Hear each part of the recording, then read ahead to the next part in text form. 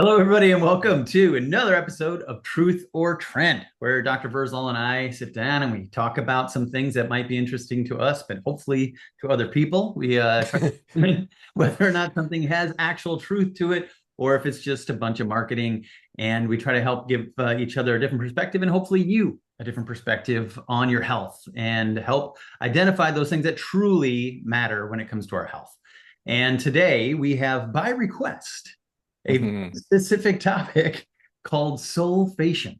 So, Dr. V, why is sulfation so fascinating and interesting that people should continue to listen after hearing that this is about sulfation? Yeah, you know, geek out type of subject for sure. Let's try to make it fun or understandable for the public as well. I was a doctor that asked and requested this subject, and one of the things that for me makes it so relevant is Lyme. The Lyme pathogens. We've talked about this a couple times on other podcasts, and the thing that makes a lot of these stealth pathogens stealthy is because they turn down the immune system. And everybody thinks of sulfation. I guess we should start with it's a pathway in the liver Right. that helps break down a lot of neurotransmitters. It helps break down the stress hormones, cortisol. Right. So one of those neurotransmitters is serotonin. So if we're not breaking serotonin down well, then it ends up high. High serotonin is OCD, obsessive compulsive disease, meaning they're going to be stressed and anxious and depressed. And so, I mean, you see a lot of people that way because they're stuck in that fight or flight stress cycle, which is often the earlier signs of something of Lyme ultimately. So Mhm. that's a lot of it. The other area this pathway becomes very relevant is think of like if somebody's injured, they need the supplement they're often going to take is glucosamine sulfate or chondroitin sulfate. That got a lot of press, 10, 15 years ago, because we need the sulfur to regenerate tissue, the cartilage in our knees or areas like that. And so if this pathway is under functioning, we're not going to heal in those areas properly. And so things that inhibit the other things that inhibit that pathway other than stress hormones is anti-inflammatories, Mhm. non-steroidal anti-inflammatories, the NSAIDs that so many people take because they have pain or dysfunction, then they inhibit body's ability to heal and recover those joints and tissues. Another thing that inhibits that pathway is anesthesia. So you're going in to get surgery, you're getting cut open, got a big old scar there now, and then you've got that anesthesia that inhibits the body's ability to heal. So these are all really kind of devastating consequences of that pathway and how relevant it is to current life. We've got athletic performance issues. We've got mental emotional aspects. We've Mhm. got stealth pathogens and significant health challenges that are all related to this specific pathway. And from a clinical perspective, the thing that makes it somewhat easy and how I kind of really fell into it is there's a reflex for it. And so it's kind of just past the sternum on the upper or the lower part of the rib cage there. That it's going to be tender when that pathway is not functioning properly. We can even do a hands down for, in others, adding to that pathway means that it's over functioning, or if we do hand up, that we're taking away from that pathway, that would be under functioning, which is most of what we're going to see. So if Mhm. it's under functioning, we want to look at, is it under functioning because they're nutrient deficient? They're lacking some of the B vitamins they might need, or, herbs or things like that to facilitate the pathway? Or is it chronic stress that's inhibiting, has exhausted, if you will, that pathway? You have something you're dying to say there. I can see Well, it I on was your going to face. say, before we jump into what the micronutrients that are required to make this Of sulfation course. happen, Mhm. so some of the things that somebody might in their lifestyle be having a problem with, right, would be possibly hormone clearance, right? They would be Right. somebody who's more susceptible to maybe estrogen dominance or some type of a hormonal imbalance in general, right? There has to be Right. sulfation and detoxification, right? We've talked a lot about all of these chemicals, glyphosates and paraquats and all of these different pesticides, herbicides, fungicides, you name it. We need Right. sulfation to help our body clear these out, get them out of our body. And so Right. when you're talking about under functioning, we don't get that, right? We get worse problems from all the toxins. We become more toxic, and we Yes. have more problems because of the the excess or imbalance in our hormones, which messes up our entire endocrine system. So we don't really Right. think about sulfation when we think about balancing hormones, but we really should be, is what I think we're in agreement on here. Uh, Yes, yeah, and that's I mean that's part of when I lecture, it's like everybody thinks of the liver as a detoxification organ, right? And mhm. clearing toxins out, and absolutely it is. But a lot of these pathways are also related to immune function, which is kind of is often a surprise for people.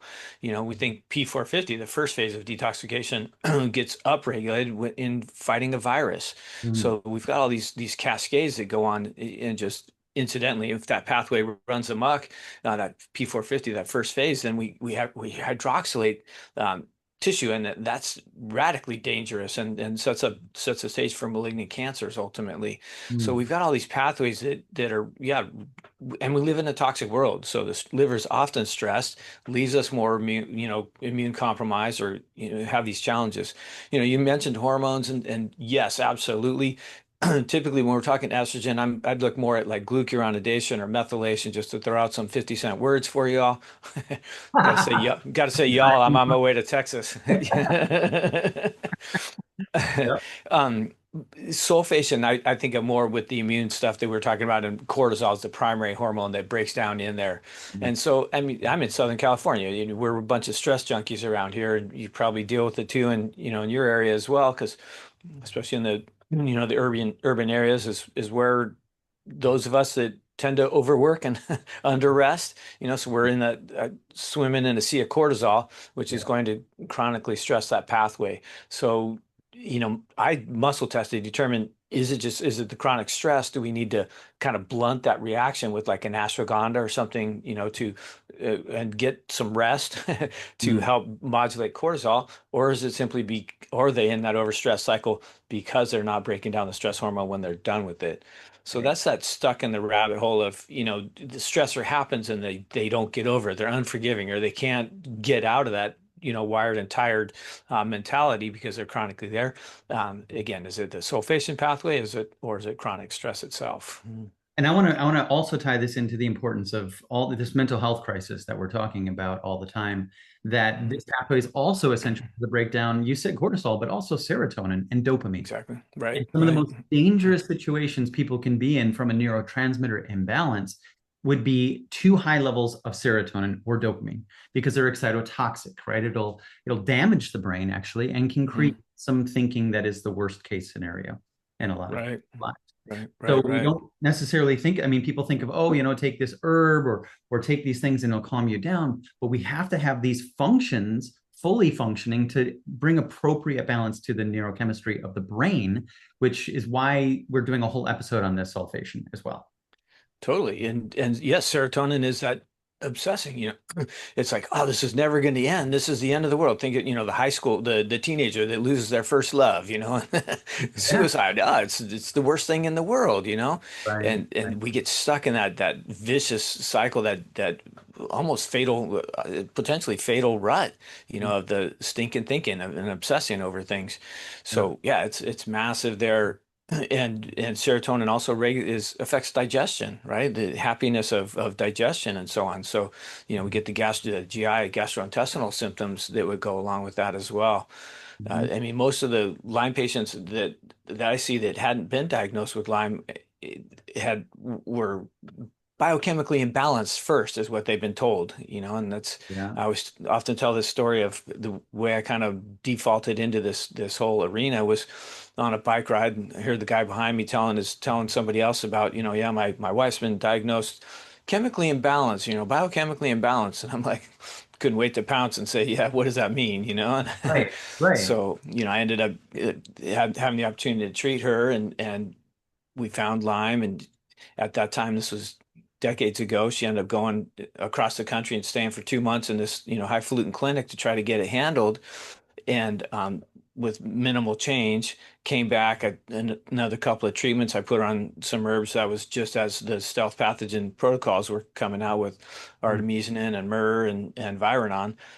Put her on myrrh, I believe, at the time, and changed her world. And Yeah. she happened to be very active in the two local support groups, and so now I became the local expert, and all the people from those support groups came in. So Nice. jumped into the cesspool of lime. I want to dig into that myrrh piece because you've talked a lot about myrrh and its application specifically the sulfation pathway. But what you're Hmm. mentioning is lime, right? And maybe a lot of people don't know, but lime is typically a combination of several different pathogens, right? They're not necessarily Hmm. just bacterias, but there could be different categories. And I think so often people they reduce their thinking to say, "Oh, I have a virus, or I have Right, bacterial overgrowth, or I have a parasite." When the truth is there's probably a combination of all of these that are contributing. right, That's right. what this type of condition becomes, is this combination of different pathogens together. So I was going to get into the nutrients required for this, but let's hit this myrrh thing Hmm. we're talking about, right? It's not just good for Christmas. Right. It's not just good for Jesus, right? Why do we want to, why would you have reached for myrrh, and how is that specific to this pathway? Right. So for me, it comes back down to muscle testing. So Mm. when the sulfation pathway is not functioning right, I look at whether it's, and you mentioned it, I think of Lyme as a constellation, right? It's either a parasite, a virus, or a bacteria, typically a spirochete ultimately is what the primary one is. So that determines whether I look at myrrh, Viranon, or artemisinin. So if it comes up, sulfation is inhibited by a parasite, then I'm looking at artemisinin. Artemisinin symptoms is going to be kind of the external parasite we call them, where they get skin tags or kind of funky growths on the skin. Artemisinin tends to be very good for that. Mhm. Myrrh is the traditional spirochete, and then Viranon when it's a viral related. And so that's these opportunistic infections that go along with it. Those you get the spirochete parasite or the Lyme pathogen inhibits that pathway, and then other bugs tend to flourish as well. So there's often, a lot of other potentially opportunistic bugs that would go along with that. And so really we need to bolster the immune system as a whole, which starts with getting this pathway corrected. And that's part of why in the early days, Lyme was such a challenge for people because it doesn't hang out in the blood after, initially it's in the blood and then people will try to take antibiotics to kill it. It's not in the blood though, and it's often in a joint, again, chondroitin sulfate, right? In those areas where this tissue is needing to be regenerated. So it's often in the knee joint or, in a hip joint or, in an area like that. And so it's not necessarily, it took a long time to really come up with tests for it because a blood test isn't where it's hanging out. So if you do one of those blood tests, any hint of it, with the 10 different variants that they look at, antigens and so on, now it's there, it's hiding somewhere, doesn't Right. hurt to go I after it. call it stealth pathogen, right? It can hide Right. from the immune system, it can evade it. And so that's why myrrh can be so you're talking about specifically myrrh forte from MediHerb out of Australia, Yes. right? When you're using Uh-huh. it. Now, here's a question I think for the practitioners specifically, or even the people listening. Right. Traditionally, we've been taught that you should do 4 days on with the myrrh and then take 10 days off, right? It's Hmm. pulse dosing. But you found different pulse dosing to work for you for different people. Is that correct? I do. Yes. Thank you for asking. And Carrie Bowen's the one that told me that the reason they pulse them is because of the way it upregulates P450. So Mhm. the first phase of detoxification. And I just mentioned earlier that we certainly don't want P450 running amok on us. So the difference is I tend to run lower doses for longer periods of time than the typical protocols. So I'm usually looking at one or two at night, uh, potentially for a month at a time, and then I'd take 2 weeks off or some. I will dose test that way, and the way I dose test is see how long P450 can handle it. So I Mhm. will, and I'll be demonstrating this in Houston this weekend. Yeah. But I will basically look at how long P450 can handle the supplement, the herb in this case, myrrh, and then the body will kind of crash at 4 weeks or whatever this, 3 weeks, and then I'll say stop for a week or two and then go back on it. So that's typically how I would pulse it. Certainly not opposed to doing higher dose, shorter term, shorter durations like the typical recommendation. But it seems a little more elegant to actually be able to test against the P450, so you know exactly how much the body can handle and for how long, Right. which is Right. super awesome.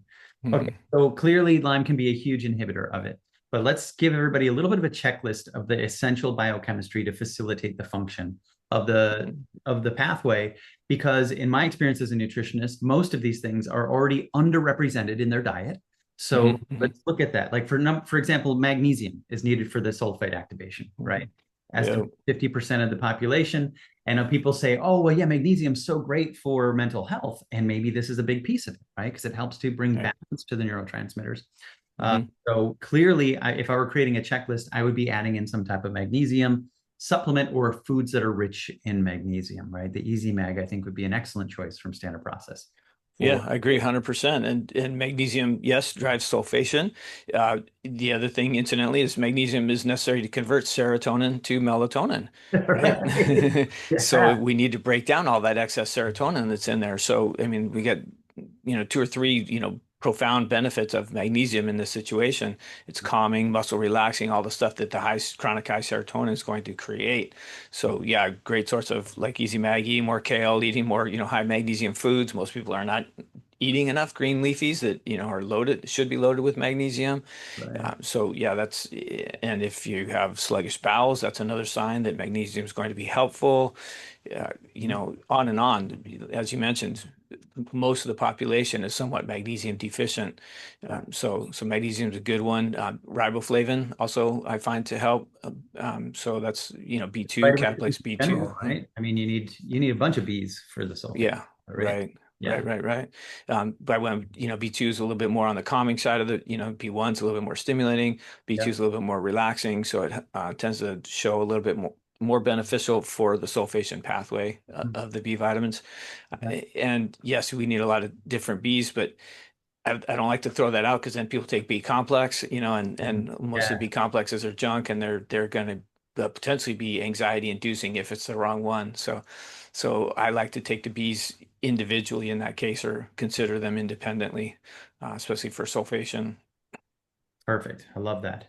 Yeah. So, what would be a great source, a standard process source for for the practitioner who requested this? What would be some of the best riboflavin sources, would you say? Right, so Cataplex B2, Like, right? Mhm. right. Yeah. Yeah, formerly known as Cataplex G. Exactly. Which So actually, does it say that on the label now, formerly known as G? I think it I does. I think it did or it does, yeah. Yeah. So Well, G, remembers G is a vasorelaxer. It's going to help lower blood pressure, help with fat metabolism, that sort of stuff, as opposed to B, Cataplex B or B, which is thiamine. A good food source of thiamine is more vasotonifying. It's going to help more with carbohydrate metabolism and elevate, if you will, blood pressure, regulate blood pressure from a low side. The difference if you're talking adrenals, Drenamin has the G in it. So that's your adrenal with the relaxing portion of the B vitamins, whereas vasculine is the adrenal with the tonifying portion. Vasculine was intended for varicose veins and so on. So that helps, pull those aspects into it if we're talking the B vitamins as well. Mhm. what about molybdenum? Obviously, that's going to be another piece that could be underrepresented. What are going to be some sources for that? Yeah, that's a great question. I mean, I use that one from other companies. There's a little bit in the trace Any- minerals B12, I believe. Okay. Um, I Anything guess with liver in it, though, should have some molybdenum. I would assume, yeah. Lidun is a great, such a funky word to try to pronounce too. All the B and D all together, and Molybdenum. um, Yeah. um, Oh, I mean, I use a Biotics has a molybdenum. That's the way I pronounce it. Um, pronunciation today. but that's thanks for bringing that up. That does definitely affect and benefit the sulfation pathway. I go there, especially when people are having trouble falling asleep, Mhm. because sulfation seems to be fairly relevant in converting we talked about serotonin and melatonin, but also the excitatory glutamate needs to convert to GABA to go to sleep. And so sulfation is the key pathway there. So that's where, speaking of monosodium glutamate, MSG, or old concussions. Mm. The excitatory aspect of the glutamate is the byproduct of neurodegeneration. So if they've got neurodegeneration going on, then sleep gets disrupted. They have trouble falling asleep. If they eat MSG, they're going to have trouble falling asleep. So molybdenum is very helpful and beneficial in that circumstance. That too. Well, we also need whole food vitamin C and selenium, right? Those have to be in the picture for appropriate. Right, Those tend to be underrepresented. But let's skip to the sulfur containing amino acids, right? Because that's a big piece for this. Would you right. agree? Things like what methionine, cysteine, taurine. When I hear of all Yes, of these people supplementing just taurine, I start to think, they're getting a small piece of this that's right. going to facilitate all these other when they really just need to get all of the essential amino acids, right? Right. And those essential amino acids are also relevant to make the neurotransmitters as well that you're talking about, right? And to heal, regenerate the knee, the joint tissue, Right. as well. So yeah, those are huge. Tyrosine, yeah. So source, I guess, protein food, eating your good protein foods, certainly. My typical recommendation is the size of your palm in every meal. Uh, I look at about 30 grams per meal, ideally, just to kind of give a guideline, which is, piece of chicken or, Yeah. fish, that kind of thing. Or most protein shakes are going to be about 20 grams. So that's a starting point. Yep. Yeah. Well, yeah, we should probably do a whole episode about protein and how much Mm. and how often and if you're digesting it. But yeah, definitely. Yeah. I think low protein or vegetarian and vegan diets tend to be a little low on sulfation, right? It's not fully supporting their sulfation just for that reason alone, not getting those. Right. I mean, I could talk about methionine for hours, but Yeah. Yeah. big piece there. Yeah. Another thing that I remember when I saw your first chart years ago at your seminar, right? You had all the pathways, these things Mhm. facilitate, these things inhibit it, which I think is very useful information for everybody to know, right? To have Okay. these heavy metals, right? They're going to Mm. be something that will inhibit this as well, right? Things like probably mercury. What else would you say is Yeah, underneath? those are more typically going to be a methylation issue, as Okay. far as I know. Okay. Um, so yeah, I mean that's, and you mentioned methionine. We covered a little bit on. We did a methylation Yep, we've done. podcast few back. So look at that one for the toxic metals tend to inhibit methylation, which opens the door for cancers and so on and so forth. So listen to that pathway or that podcast. Sulfation again tends to be more bugs and stress is kind Okay. of where I'm looking for. Well, and then anti-inflammatories. The person that's taking a ton of anti-inflammatories is going to set themselves up for leaky gut, compromised small intestine function, and inhibited sulfation. And again, anesthesia and chronic neurodegeneration because of the GABA, excuse me, glutamate is also going to be a stressor there that needs to Mm. should be breaking down. Like you said, the excitatory neurotransmitters. So that's glutamate, that's a serotonin. Those are going to, put people in that stress ball. So you mentioned these anti-inflammatory medications. So since everybody's talking about Tylenol right now, would Tylenol Right. be something that would fall into this category that could be inhibiting sulfation or compromising it in some way or another? For sure. So that's probably part of the reason that's so devastating during pregnancy, right? Is inhibiting that pathway. I doubt my son-in-law will be listening to this, but he recently ended up in the hospital because he had a bug and he had a fever, and so he ultimately was diagnosed with typhus of all things. He went hunting, shot some birds and ate them, and apparently ended up with typhus. Ah, And so, I said take calcium lactate, but he was panicking, taking his Tylenol for the fever, so he inhibited sulfation hardcore and oh, just opened the door for typhus to go bananas. He's a healthy young guy, should have been able to overcome all that, but mm, he suppressed that sulfation pathway and opened the door for this bug to flourish. So it cost him a 5-day stud, 5-day stay in the hospital, unfortunately. yikes. Yeah, thankfully they didn't just blast him with a bunch of antibiotics. They actually did due diligence and test it out to figure out what it was before they went after it. So I am thankful for that part. And and they did diagnose it, but that was the mechanism, unfortunately, at play that got pretty devastating for him. So, what about it's slightly off topic? I mean, that it's great that people have to understand that you have to really minimize those things that are messing up your sulfation pathway. What about Mhm. people who say, "Well, I'm sulfur sensitive," right? What are your thoughts on people say, "I can't handle sulfur"? I mean, sulfur is Right, one of the most abundant minerals in the body, right? right, There must right. be something else going on because it's an essential mineral for the body. Hmm. So, Hmm. Hmm. what are your first thoughts when somebody tells you they're sulfur Yeah, sensitive? under functioning sulfation, right? We Mhm. certainly want to look at stomach function. We need hydrochloric acid to break those things down to present them to the liver, if you will, in a more appropriate fashion. If the stomach acid is not cleaving those protein into the smaller amino acids, and it's going to be stressful for the immune system, for the liver, and so on. So it starts with the stomach. So we look there. But again, first thing I think when somebody says they're sulfur sensitive is why isn't their sulfation pathway working properly? Right. Probably a bug. We want to look at what it's going to take to help facilitate. And incidentally, it ends up being kind of a sulfur bearing. Uh, Spanish black radish is one of the other before myrrh was available. Spanish black radish was what I was using for these Lyme patients. Mm. So that's a sulfur-bearing antiparasitic, facilitates the sulfation pathway as well. It's a great one for What that. about garlic? Garlic forte. Is that what Right. you reach for some? Yeah. Yeah. That is, yeah. When we're trying to do cholesterol or some of those issues, then I'd lean more towards in detoxification. Lean more towards garlic. Mm. Those are great considerations as well. Okay. Awesome. Mhm. Well, I don't mean to cut this short, but I know we both got somewhere to be today. Is there any other things that those listening out there that should know when they're thinking about sulfation? Or if we haven't answered your question yet, please leave it in the comments below, and we'll make sure that we get you an answer on what your thoughts are, concerns are about it. Absolutely. Go forth and sulfur well. May your sulfation be with you, not inhibited or against you. Awesome. Have a great week. All right. Take care, everybody. Thanks for listening.